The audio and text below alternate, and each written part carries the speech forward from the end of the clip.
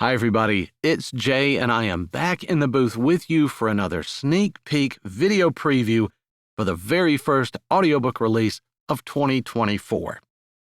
Now, before I get started, I wanted to say that I hope everyone had a wonderful holiday season, a very Merry Christmas, and a Happy New Year. Personally, I got to spend Christmas with my son and daughter-in-law at their new home for their very first Christmas, which was really cool. And I also got to visit my hometown of Monroeville, Alabama, to visit my folks and see family there. I did get rousted from my nice warm bed by my younger sister to go for a walk very early in the morning, and it was very far. And I also was subjected to pickleball, which honestly was really fun.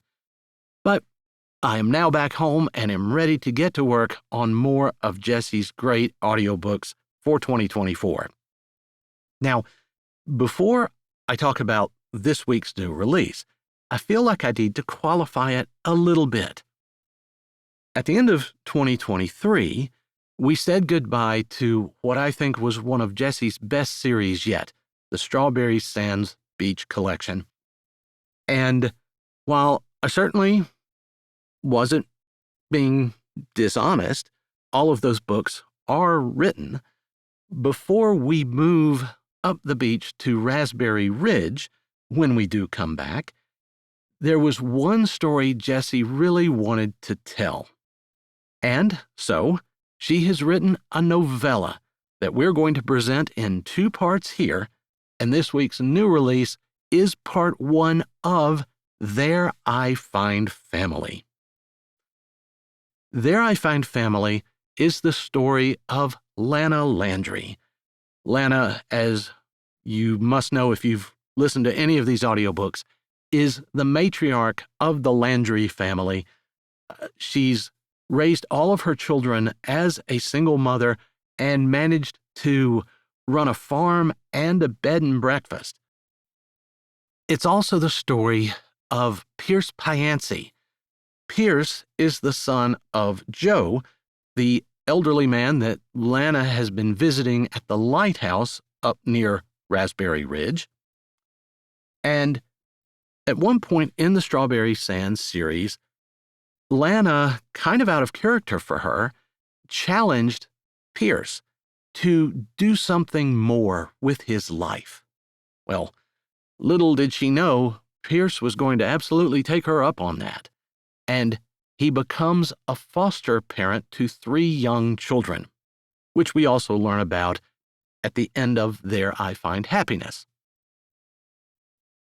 Now, Pierce sometimes feels like he's a little bit over his head, and Lana is feeling led by God to do something to help. Can these two come together? Can Lana take the step that she feels like the Lord wants her to take and help raise these children and possibly find something more? Of course, you know you're going to have to come back here to find out starting this Friday. But for now, here are a few minutes from the opening of There I Find Family. I hope you enjoy them, and then we'll come back this Friday for the release of part 1 here on Say With Jay. Lana Landry walked up the beach, smiling as the lighthouse near Raspberry Ridge came into view. She lifted her face to the spring breeze, chilly and bracing, which blew in from Lake Michigan. Like many people, spring was her favorite season.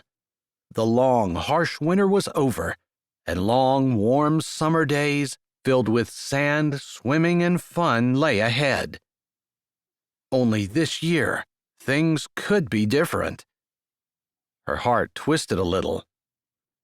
She'd been contemplating a decision for a while, had been turning it over and over in her mind. She thought she knew what God wanted her to do, and normally she didn't dilly-dally when God opened a door. In fact, Most of the time, she'd eagerly run through the doors he'd opened. But this door was harder than the rest. She smiled as 3 children, long skinny legs and, even at this early date in the year, tanned faces, came rushing toward her from the lighthouse just up the way. Their legs churned over sand dunes and the sparse grass that cropped up further back on the beach as the kids came rushing toward her. She'd been visiting Pierce's foster children at least once a month all winter, but it had been more than a month since her last visit. "Miss Lana! Miss Lana!" The kids called as they ran toward her, their arms wide. She braced herself a little. She wasn't as young as she used to be. Mid-50s wasn't old, exactly, but it was older than she thought she'd be as she considered the decision she needed to make.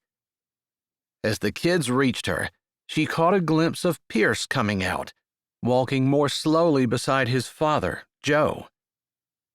Joe was the reason Lana had started coming up the beach to begin with.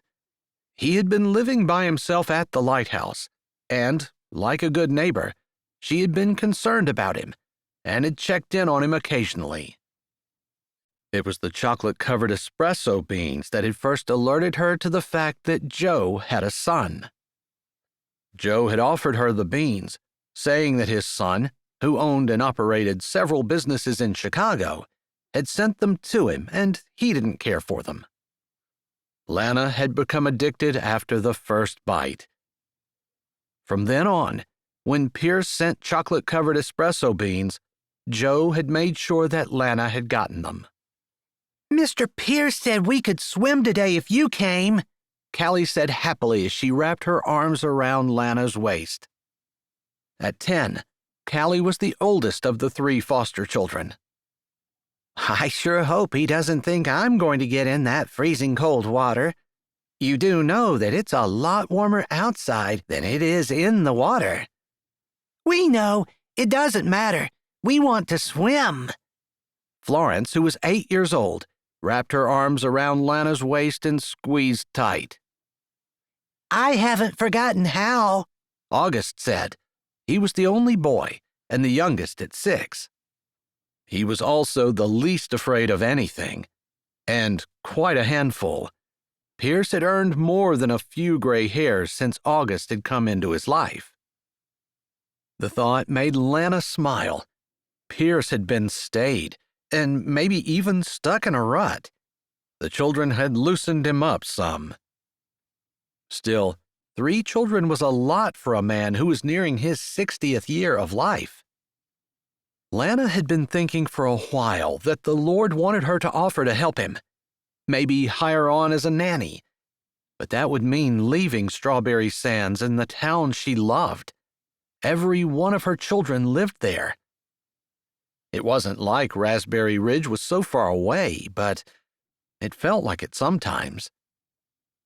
Still, Lana had lived long enough to know that if God wanted to move her, she'd better go, because that was the way to true happiness, doing what God wanted, even if it felt like something she would never want to do on her own.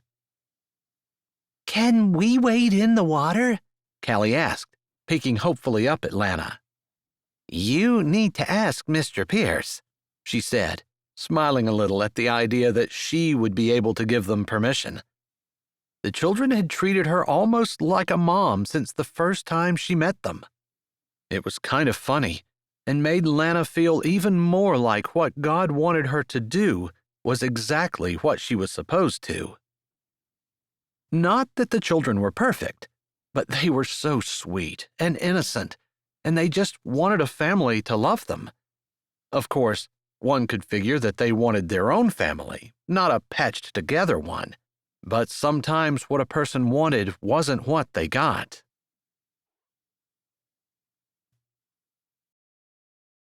Hi, this is Jay, and thanks for listening.